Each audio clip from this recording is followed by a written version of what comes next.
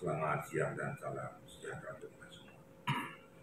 Jadi saya mengikuti perjalanan persidangan kemarin, yaitu pada saat ini kita duduk menyampaikan keluh kesahnya tentang satu permasalahan. Kemudian suatu hal yang manusiawi, dia meminta penangguhan penahanan karena berlatar belakang keluarganya, anaknya dan lain sebagainya. Itu manusiawi aja. Cuma etika dan caranya juga perlu diatur, tidak perlu teriak-teriak di pengadilan. Karena pengadilan itu mengatur sistematika, prinsip, dan aturan main ketertiban di pengadilan. Jadi saya luruskan dulu itu. Nah, di sini yang saya sesalkan, ya, seorang Nikita kan meminta supaya jelasnya suatu perkara seperti apa yang saya sampaikan.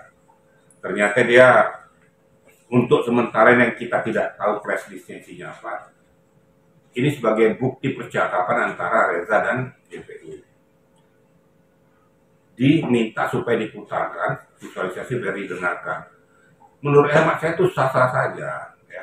Seharusnya kan namanya sidang pengadilan kan terbuka, ajang pembuktian.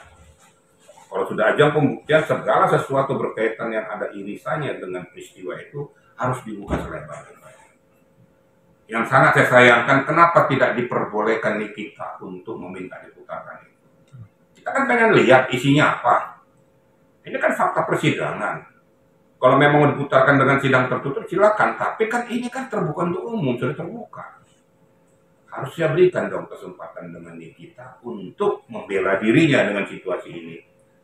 Bahwa ternyata terjadi situasional yang di luar dugaan daripada kita semua. Dan kita juga nggak ngerti apa sih isi percakapan itu. Nah, justru dengan tidak diperbolehkan memutar itu, timbullah syakwa-syaka. Kecurigaan. Dari publik timbul kecurigaan, berarti ada sesuatu yang ditutupi. Dan ingat, itu adalah hak daripada Nikita. Hak sebagai pribadi dia untuk minta keadilan. Kenapa tidak diberikan keadilan kepada Nikita untuk meminta supaya majelis memutarkan itu? Bakal ditinggal. Ini yang saya sayangkan, istilahnya dampak hukum yang akan bermuara kepada tanggapan pandangan masyarakat yang berbeda-beda. Kalau saya sebagai pribadi, sebagai seorang yang mengerti hukum, saya juga sangat sayangkan peristiwa itu. Seharusnya harus dibuka. Dibuka saja, biar jelas. Jadi tidak ada dusta di antara kita. Nanti kalau seperti kayak gini berarti seolah-olah ada tebang pilih. Seolah-olah bahwa dia sudah mendapatkan bukti ini untuk menjelaskan kepada majelis yang terhormat di hadapan sidang terbuka.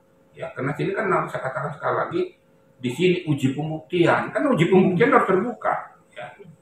Nah, ternyata diberikan salah satu uji pembuktian ini tidak diperbolehkan. Ada apa? Kalau saya mencermati ini sangat-sangat saya sayangkan peristiwa itu. Kira-kira ya.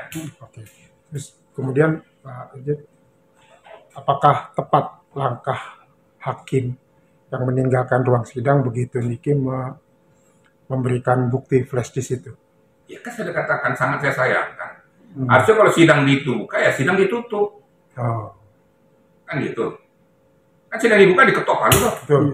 Kalau sidang ditutup juga ketok palu kan. Nah, jangan pada saat dia minta kayak gitu terus ditinggalkan. Loh, ini kan sidang. Ya sidangnya harus betul-betul ada mekanismenya. Saya juga nggak ngerti kenapa majelis hakim meninggalkan ruangan itu, meninggalkan seorang Nikita yang minta perlindungan hukum juga. Namanya perlindungan hukum berlaku bagi siapapun, bukan hanya sepihak. Hukum tidak ada keberpihakan karena unsur pribadi. Hukum adalah hukum. Law is the law. Dan diperlukan true of law.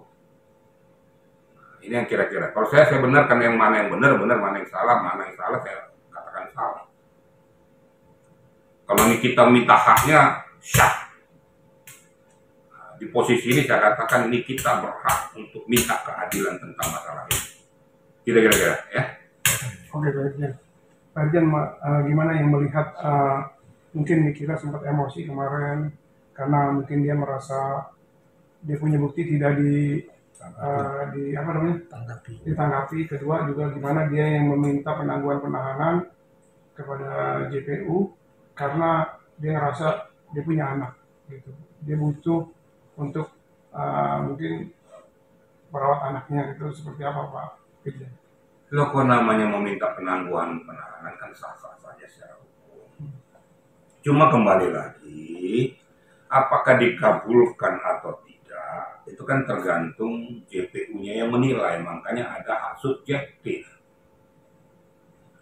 Dia tidak mengabulkan bisa saja menurut penilaian pengamatan daripada JPU, dikhawatirkan akan melarikan diri, dikhawatirkan akan menghilangkan barang bukti, dikhawatirkan akan mengulangi perbuatannya lagi. Makanya dengan pertimbangan-pertimbangan inilah kemungkinan hakim tidak dapat, JPU tidak meluluskan permohonan penangguhan penahanan. Itu kan hak subjektifnya. Dan itu tidak bisa kita amputasi, itu haknya. Yang jelas ya kalau kita minta ya dikabulkan ya alhamdulillah. Ya, kalau nggak dikabulkan ya itulah etika prosedur hukum. Tapi tidak perlu teriak-teriak. Makanya saya bilang jangan seperti yang terjadi itu. Nah, pada saat dia minta untuk kembali ke keluar, mau diborgol sesuai dengan etika prosedur, itu kan SOP. Dipakai rompi tahanan itu adalah SOP. Nah, itu tidak boleh dilawan, harus dilakukan. Karena kalau seandainya ya dilakukan itu, ini kenapa memperberat nanti pokok permasalahan. Berarti dia menghalang-halangi proses persidangan itu. Nanti macam-macam nanti gitu loh. Jadi borgol memang SOP-nya bukan SOP